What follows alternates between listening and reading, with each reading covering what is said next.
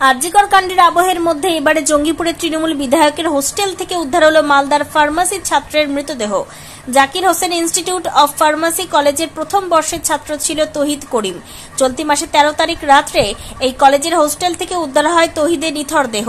পরিবারের অভিযোগ, পরিকল্পিতভাবে খুন করা হয়েছে তাদের ছেলেকে। ঘটনার পর স্থানীয় রঘুনাথগঞ্জ থানায় লিখিত অভিযোগ দায়ের করতে গেলে অভিযোগ নিতে অস্বীকার করে পুলিশ বলে অভিযোগ। বলা হয়, ময়নাতদন্তের রিপোর্ট আসার পরই অভিযোগপত্র নেওয়া হবে। এখানেই শেষ নয়, কলেজ কর্তৃপক্ষ এবং থানা থেকে জানানো হয় সংবাদ মাধ্যমে না জানানোর জন্য। মৃত ছাত্রের বাবা রেজাউল করিমের অভিযোগ, 12 তারিখ রাত্রে ছেলের সাথে কথা হয়েছিল। ছেলে বাড়ি থেকে আমের আচার এবং ছাতু আনার কথা বলেছিল। কোন রকম মানসিক অবসাদে ছিল না আমার ছেলে। যদি মানসিক অবসাদে থাকতো তাহলে 12 তারিখ রাত্রে ছেলের কথাবার্তায় আমরা বুঝতে পারতাম। আমি পেশায় লরি চালক, সেই সূত্রে 13 তারিখ আমি রঘুনাথগঞ্জে ছিলাম। সকাল থেকে আমার ছেলের ফোনে সুইচ অফ আসছিল। রাত 9টা নাগাদ আমি হোস্টেলে যেতেই আমার ছেলের রুমমেট ফোন করে জানায় তৌহিদ মারা গেছে। আমি হোস্টেলে গিয়ে দেখি আমার ছেলের নিথর দেহ মেঝেতে পড়ে রয়েছে। ঝুলন্ত অবস্থায় দেহ আমাদের দেখানো হয়নি, আমাদের খবর দেওয়া হয়নি, অথচ পুলিশ ঘটনাস্থলে পৌঁছে গেছে। আমি না গেলে হয়তো জানতেই পারতাম না আমার ছেলে মারা গেছে। দেহ হয়তো লোপাট করা হতো। পরিকল্পিতভাবে আমার ছেলেকে খুন করা হয়েছে, তাই বিভাগীয় তদন্তের দাবি তুলছি আমি। পুলিশ বলেছিল ময়নাতদন্ত হবার পর তাদের উপস্থিতিতে হবে, অথচ আমাদের মৃত ছাত্রের বাবা তিনি আর কি বললেন শুনুন। অ্যাকচুয়ালি 12 তারিখে আমি ডিউটি থেকে আসি। আমি পেশায় ড্রাইভার, গাড়ি চালাই। আমি 12 তারিখ ডিউটি থেকে বাড়ি আসি। আমার কাজ ছিল রঘুনাথগঞ্জের দিকে। তো আমি আমার ছেলে যেহেতু রঘুনাথগঞ্জের ওই সাইডেই আপনার জাকির হোসেন জাকির হোসেন ইনস্টিটিউট অফ ফার্মেসিতে পড়াশোনা করে। তো আমি আমার মিসেসকে বললাম যে যদি আমার ছেলের কোনো কিছু প্রয়োজন থাকে তাহলে জেনে নাও, আমি তো যাচ্ছি ওইদিকে, ওকে দিয়ে দেবো। এ বলে রাত্রে আমার মিসেস আমার ছেলের সঙ্গে কথা বললো, ভালোভাবে কথা হয়েছে। যা যা প্রয়োজনীয় জিনিস বলেছে, ছাতু, আচার, একটা গ্যাস সিলিন্ডার, কিছু হালকা পকেট মানি, যেগুলো যাবতীয় জিনিস সব ওরা আমার রেডি করে রেখেছিল। তারপর দিন আমি সকালে নিয়ে যাওয়ার জন্যে। রাত্রে আমরা এই কথা বলার পরে আমরা সব শুয়ে যাই। আর আমরা তারপর দিন সকালে আমি বাড়ি থেকে বেরোনোর সময় একবার আমি আমার মিসেসকে বলি যে একটু কনফার্ম হয়ে যাও, যদি ও নিতে আসে তাহলে আমি এগুলো নিয়ে যাব, নাহলে এখন নেবো না, পরে দেবো। এ বলে ফোন করলে আমার মিসেস আমার মোবাইল থেকেই ফোন করে, কিন্তু ও ফোন ধরে না। এবার ফোন ধরে না তো আমার মিসেসের চিন্তা ভাবনা যে হয়তো বাথরুমে আছে, না হয় ক্লাসে আছে, না হয় কোনো কাজে ব্যস্ত আছে। ও ফাঁকা হলে ফোন ব্যাক করে। তো আর ও বলে আপনার রান্না বান্না কাজে ব্যস্ত হয়ে গেছে বাড়ির। আমি আমার কাজে চলে গেছি। আমি আমার কাজের যাওয়ার সারাদিন কাজ শেষের মধ্যেই আমার মিসেস আমাকে ফোন করে দিনের বেলায় যে আমার ছেলের কোনো যোগাযোগ হয়েছে কিনা। আমি তো বললাম না, আমার সঙ্গে কোনো যোগাযোগ হয়নি। আর ক্লাস টাইমে ফোন করিও না, যেহেতু ক্লাসে ব্যস্ত থাকে, পরে ঠিক ঘুরাবে। যতক্ষণ টাইম হয়ে গেছে যে হ্যাঁ ক্লাস থেকে আসার পরও ফোন ঘুরাই না, তখন কিন্তু আমার মিসেস আমাকে ফোন করে যে তুমি কলেজে যাও, ছেলের ওখানে তুমি যেহেতু আশেপাশে আছো, ছেলের ওইখানে গিয়ে খবর নাও, ফোন ধরছে না কেন বা ফোনে পাচ্ছি না কেন বলে আমাকে বলে। আমি সেই মতো আমি আমার কাজ ছেড়ে দিয়ে ঠিকঠাক গুছিয়ে দিয়ে আমি কলেজের দিকে রওনা দিই। প্রায় রাত্রি তখন 9টা। কলেজ যাওয়ার আগেই কলেজের সুপার কানন চৌধুরীকে আমি ফোন করি। কানন চৌধুরীর সঙ্গে কথা হয় যে স্যার আমি তো আমার ছেলের সঙ্গে সেরকম যোগাযোগ করিনি, আমার মিসেস সারাদিন যোগাযোগ করে পাইনি আমার ছেলেকে। তো আমি হোস্টেলে ঢুকে আমার ছেলের সঙ্গে একটু কথা বলতে চাই বা একটু দেখা করতে চাই, আমাকে একটু অনুমতি দেন।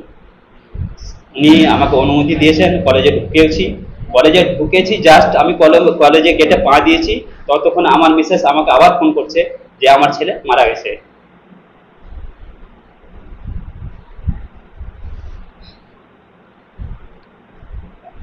আমার ছোট ছেলে আমাকে ওই নাম্বারটা দেয়, যেই নাম্বারটা রুমমেটের নাম্বার। ওই নাম্বার থেকে আমি আবার কথা বলতে বলতে আমি হোস্টেল অবধি পৌঁছাই। হোস্টেলে গিয়ে আমি বলি যে বাবা আমি তো চিনতে পারবো না, তুমি আমাকে নিচে এসে নিয়ে যাও। যেহেতু 3 তলায় কোথায় আছে আমি অত খোঁজার সময়ও নাই। যখন তুমি একটা দুর্ঘটনা খবর বলছো, তখন যত তাড়াতাড়ি হয় আমাকে উপরে নিয়ে চলো। উপরে নিয়ে গিয়ে দেখি আমার ছেলে যে রুমে থাকে সে রুমে মেঝে শোয়ানো আছে মৃত্যু অবস্থায়। তার মানে হোস্টেলের সুপারের সাথে আপনার কথা হয়েছে? হ্যাঁ, কানন চৌধুরীর সঙ্গে আমার কথা হয়েছে। হোস্টেল সুপার তিনি? হ্যাঁ। অথচ তিনি আপনাকে কিচ্ছু বলেন? আমার কোনো ইনফরমেশন আগে থেকে দেয়নি। অথচ আপনি গিয়ে কি দেখলেন? যে এখানে দেহ আমি পড়ে আছে। দেখলাম যে ঘরে থাকে আমার ছেলে, আরো দুটো রুমমেট ছিল, মানে মানে যেহেতু তিনজনের রুম, আমার ছেলে মানে নিচে আপনার শুয়ে রেখেছে মেঝেতে, আর দুটা ছেলে আমার পাশে ছিল তখন। ওর গায়ে আঘাতের চিহ্ন ছিল। আঘাতের চিহ্ন ছিল, ডান আপনার বাম চোখে এখানে রক্ত জমে আছে, আর আপনার পায়ে প্রচন্ড 2-3 জায়গায় চোট দেখেছি এগুলো। আর আমি যাওয়ার প্রায় 10 মিনিটের মধ্যে পুলিশ প্রশাসন আসে। জানি না ইনফরমেশন কোথা থেকে পেয়েছে, বা হস্টেল সুপার হয়তো আমাকে দিয়েছে থানা ইনফরমেশন। পুলিশকে দিয়েছে, আপনাকে দেয়নি? না, আমার কাছে কোনো খবর ততক্ষণ, আমি নিজে গিয়ে খবর পেলাম যতক্ষণ আমি পৌঁছে গেছি। না, আপনি- কিন্তু আমি পৌঁছে গেছি, আমার কাছে আমার ফ্যামিলির কাছে কোনো খবর নাই, কিন্তু থানায় খবর অলরেডি আগে হয়ে গেছে। মানে আপনি যদি না যেতেন তাহলে জানতে পারতেন না? আমি না গেলে আমার ছেলের মৃত্যু তো আমি জানতেই পারতাম না, কিন্তু জানতে পারতাম না যে আমার ছেলে মারা গেছে বা অন্য কিছু এরকম, হয়তো জানি না কি কারণ হলো। আর আপনার থানায় যখন নিয়ে গেল আমার ছেলের বডি থানায় নিয়ে গিয়ে আপনার ইয়েতে রাখলো হসপিটালে। আমার আত্মীয় স্বজন সবাই গেল, আত্মীয় স্বজন গিয়ে আপনার হসপিটালে সবাই দেখলো চারিদিকে। আমার তো কোনো মাথার কোনো কাজই করছে না, আমার শরীরও কাজ করছে না, মাথা করছে। ওরা সবাই ঘুরে ঘাড়ে দেখে কিছু ছবি তুলে, তাতে আপনার ছবি তোলার পরে আমরা আবার সবাই মিলে হোস্টেলে যাই রাত্রে, তখন প্রায় 1টা থেকে 1:30টা। হোস্টেলে গিয়ে সবাইকে একসঙ্গে করে আপনার কথোপকথন হওয়ার পরে সব যা আমার লোকজন আত্মীয় স্বজন যা জিজ্ঞাসা করে সব করে জানে। ওখান থেকে আমরা রওনা দিকে থানা যাই। আমরা প্রথমে তো থানায় জিডিটা করি, এই চিন্তা ভাবনা নিয়ে আমরা সবাই গেছিলাম। প্রায় আমার গ্রাম থেকে প্রায় 50-60 জন গেছিল। গিয়ে ওইখানে থানায় যাওয়ার পরে আমাদের 3 থেকে 5 জনের মতন ভিতরে ঢুকছিল, বাকি সব বাইরেই ছিল। আমাদের 5 জনের মধ্যে 5 জনকে থানার মেজবাবু, জানি না ভদ্রলোকের নাম, মেজবাবু আমাদেরকে ঠিকঠাকভাবে বুঝিয়ে, মানে জিডি না নিয়ে, মানে এফআইআর নিচ্ছে না? এফআইআর না নিয়ে আমাদেরকে বুঝিয়ে ওখান থেকে পাঠিয়ে দিল। আর আমাদেরকে বললো কোনো অসুবিধা নাই, পোস্টমর্টমটা হোক, পোস্টমর্টমের রিপোর্টটা কি আসছে আমরা দেখি, তারপরে আমরাই ডেকে আপনাদের কেস করবো। আর পোস্টমর্টম আপনারা চিন্তা করেন না, আপনারা যদি সন্দেহ মনে করেন, পোস্টমর্টম হওয়ার সময় আপনাদের লোক দাঁড়িয়ে থাকবে সামনে, যে দেখতে পারবে তাকে রাখবো, আর আমাদেরও লোক রাখবো। কিন্তু এফআইআর জিডি নেয়নি, আর পোস্টমর্টম করার সময় আমাদের কোনো লোক রাখেনি। পোস্টমর্টম করার সময় ডাকেনি এটা আমাদেরকে ডাকেনি। আর মিডিয়াকেও কি জানাতে পারবে? মিডিয়াকে জানাতে পারছিল, বলছে মিডিয়া ইনফরমেশন করিও না, যতটা হয় আমরা সামলে দেবো, কোনো অসুবিধা হতে দেবো না। এরকম চিন্তা ভাবনায় আমাদের কোনো মিডিয়া দেয়নি। আজকে আমি আপনার থানার এসআই শাহজাহান শেখ, ওনাকে আমি ফোন করলাম যে দাদা স্যার, আমার আপনার পোস্টমর্টম রিপোর্টটা আমাকে দিলে ভালো হতো, তাহলে আমি আগে বাড়তে পারবো, বা আমি কিছু স্টেপ, যেহেতু আপনারা কোনো জিডি নেননি, আমি তো কিছুই এখন ধোঁয়াশায় পড়ে আছি, আমার ছেলের মানে কি হলো না হলো আমি তো কোনো কিছুই বুঝতে পারছি না। তো উনি আমাকে উল্টাপাল্টা আরো থ্রেট দিয়ে, আমাকে ধমক দিয়ে কথা বলছে যে না। রুমমেটকে বলেছি। কি বলেছে? বলছে যে তুই সকাল থেকে নেই, তো দেখছি আমরা খোঁজাখুঁজি করে, আমি এখন চুল কাটতে এসেছি। সকাল থেকে হোস্টেলে নেই তাই বলছে? হ্যাঁ, তাই বলছে যে নেই। আমি বলছি যে ও আমাকে বলছে যে আপনার ছেলে কোথায় যায়, কি করে না করে জানেন না। আমি আমার ছেলে ওরকম নয়, কোনদিন বলেনি যে আমি কোথায় যাই কি যাই। আমি ফোন করে জিজ্ঞেস করলি পড়াশোনা কেমন হয়, ভালো হয়, কি করছিস, রুমে আছি, বা ক্লাসের সময় ফোন ধরে না, রাত্রেই বেশিরভাগ ফোন করে। তারপর তার কয়েক মিনিটের মধ্যেই ফোন করে জানাচ্ছে? তার কয়েক মিনিট পর আমাকে বলছে যে 10টার সময় আপনাকে জানাচ্ছি।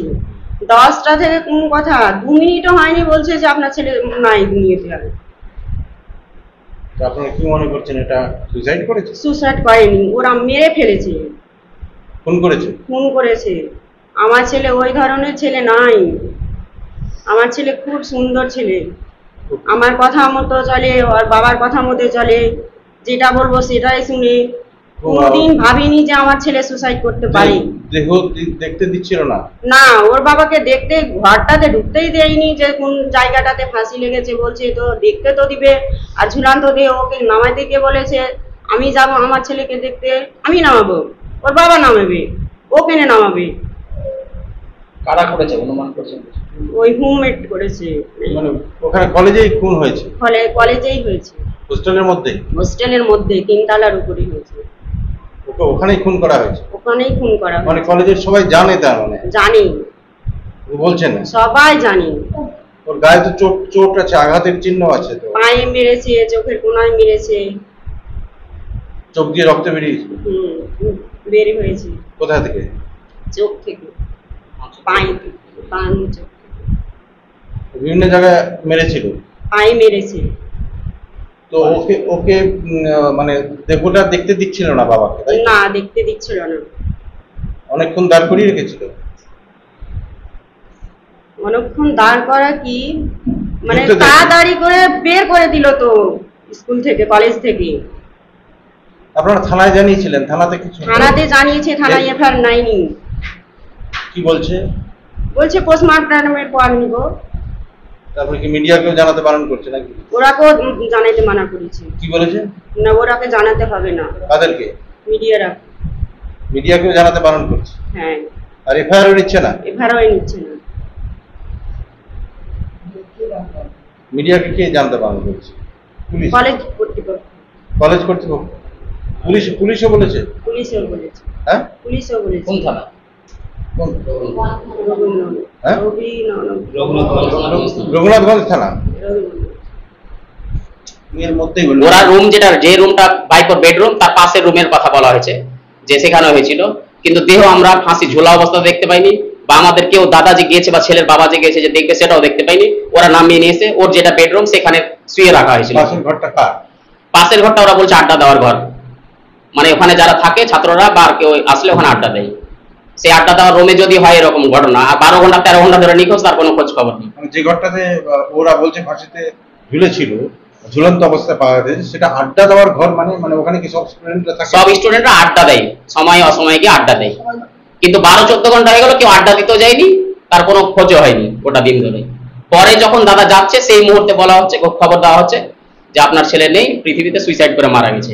দেহটা নিয়ে এসে আমরা দেখতেও পাইনি যে ফাঁসি ঝুলন্ত অবস্থা ছিল কিনা। যদি না যেতেন উনি, তাহলে হয়তো কি হতো সেটা আমরাও ভবিষ্যতে কি হতো সেটা বুঝতে পারি না, কারণ ব্যাপার হচ্ছে যে মনে হয় না যে আমরা দেহটা পেতাম যা অবস্থা। এটা বিধায়কের সেটা আমরা বলতে পারছি না, ওনার কলেজ বলে বা আর কিছু বা কিছু, এটা সেটা আমরা বলতে পারছি না। আমরা এটা কলেজ কর্তৃপক্ষের উপর দেশ দিচ্ছি, সেটা হচ্ছে কলেজ কর্তৃপক্ষের এটা দায়ী। তারপরে কি হবে না হবে সেটা, কিন্তু পুলিশেরও তো ভূমিকা যেটা দেখা যাচ্ছে সেটা তো ঠিক। পুলিশের ভূমিকা তো আমরা কোনো কিছু সঠিক পাচ্ছি না, কারণ ধরেন মৃতদেহ আমাদের খবর পাওয়ার আগে পুলিশ সেখানে গিয়ে হাজির, আবার আমরা সেখান থেকে গিয়ে যখন থানায় এফআইআর করতে যাই তখন আবার আমাদের অ্যাকসেপ্ট করছে না। তাহলে আমরা এখানে কি ভাববো পুলিশের উপরে? আস্থাই তো থাকবে না আমাদের পুলিশের উপরে। নাম, আমার নাম বাদিল। জঙ্গিপুরের লোকাল এমএলএ ইনস্টিটিউটটা ও পলিটিক্যাল ক্ষমতা দেখিয়ে লোকাল রঘুনাথগঞ্জ থানার আইসিকে হয়তো ফোন করে এফআইআর নিতে না নেয়, তারা ওর সেটা বাধ্য করেছে। এটা পরিষ্কার বোঝা যাচ্ছে। নাহলে একটা এফআইআর কেন নেবে না পুলিশ? পুলিশের তো এটা ডিউটি। মানে এটা খুন অবশ্যই এখানে পরিষ্কার বোঝা যাচ্ছে। নাহলে যদি খুন না হতো তো কেন এফআইআর নিতে বারণ করতো থানা? যদি লিগ্যাল কেস থাকতো, কেউ যদি সুসাইড করে, তো যদি আমরা থানাতে যাই তো অবশ্যই নিবে এফআইআর, কিন্তু নেয়নি কেন? তার মানে পলিটিক্যাল ক্ষমতা দেখিয়ে বারণ করা হয়েছে লোকাল থানাকে। পলিটিক্যাল ক্ষমতা তাকে দেখিয়েছে যে ওই ইনস্টিটিউটের কর্ণধারটাকে, ওখানকার জঙ্গিপুরের লোকাল এমএলএ, তারা পরিষ্কার, অবশ্যই পরিষ্কার বোঝা যাচ্ছে যে এই পলিটিক্যাল ক্ষমতা দেখিয়ে এফআইআর নিতে দেওয়া হয়নি। এবং গার্জেন যে ঢুকেছে, কোথায় বডি ঝুলেছিল তার আগেই শুনলাম ওর বেডের পাশে রাখা হয়েছে। টোটালটা গেম প্ল্যান মার্ডার করে। এমনকি আমার এটাও তো মনে হয়েছিল যদি ছেলের গার্জেন না যেত হয়তো ডেড বডিটাকে উদ্ধার করে দেওয়া হতো। হতেই পারে, মানে মার্ডার করে ইয়ে করা হয়। হ্যাঁ হতেই পারে, কোনো বিশ্বাস নাই। সেনাউল ইসলাম। দৃষ্টান্তমূলক করে আমরা তার ফাঁসি চাই। খুন করা হয়েছে? খুন করা হয়েছে। আমরা ঘটনাস্থল দেখেছিলাম, এমনকি কলেজ থেকে আমাদের কোনো জানানো হয়নি কিভাবে ছেলে আমার কি হলো। এমনকি আমাদেরও হুমকি দেওয়া হয়েছে গ্রামবাসীকে। আমরা গেছিলাম, আমাদের হুমকি দেওয়া হয়েছে যাতে পুলিশের আইনের অবস্থা না, মিডিয়া না থাকি, আমরা মিডিয়ার যাতে আমরা না করি সেরকমভাবে আমাদের বলা হয়েছে। পুলিশও নেয়নি? না, পুলিশও নেয়নি, অভিযোগ নেয়নি? অভিযোগ নেই। তো এই জন্য আপনারা কি করবেন? আমরা চাই অভিযুক্তকে আইনের আওতায় নিয়ে আসে, তার ফাঁসি চাই। Bureau report, news for Bengal.